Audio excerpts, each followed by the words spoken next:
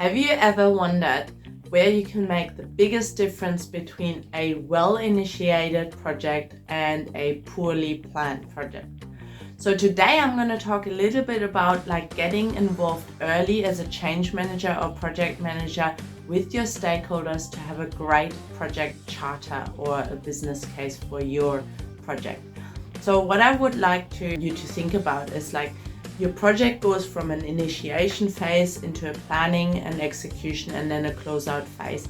And in that initial initiation phase, we will create our project charter, which is also often called a project initiation document, a business case, sometimes a vision statement, and sometimes a project brief. So many different words for the same document. And the template will look different depending on which organization you work for, but it has the high-level information for your project.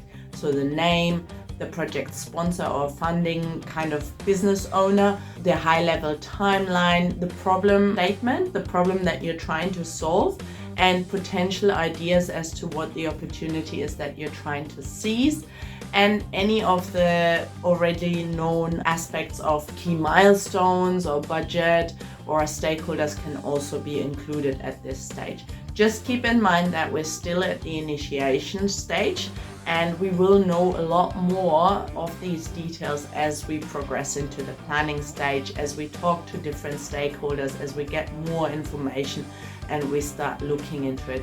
The project charter is really that initial documentation, that initial conversation that the project manager, the change manager, and the project sponsor should have in order to make sure that you get the green line to go ahead with your project. And that's what it's for, and therefore it doesn't need to be answering all the questions in detail yet. It is just about saying the yes, we want to proceed with this project. Why I say this makes the biggest difference if you get involved early. Often what I find is that project charter lags behind the action, or a lot of project documentation often lags behind the action because we don't have all the information yet.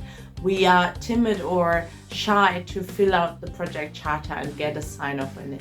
So it's important that we have the conversations as early as possible as a project team with our key sponsor and stakeholders, so that we can fill out that high-level document, get a sign-off, and then proceed, well knowing that we will have better answers as we get going with the planning.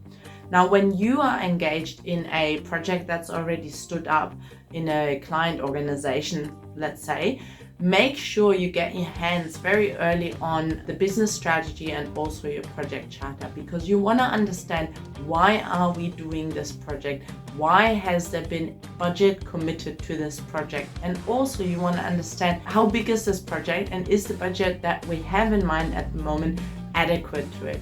As you get more into planning, you will find more out what's in and out of scope, what is the timeline, and that's where you reshuffle your iron triangle between your costs, your timing, and your quality outputs or the scope that you're trying to aim for. But as for now, when you do your project charter, get it going as early as possible and get the sign off, and then work onto more detailed information later. I hope this short video has helped you to understand the project initiation document or project charter a little bit better, and I'll share more project tips in the next videos. Like and subscribe. See you in the next one.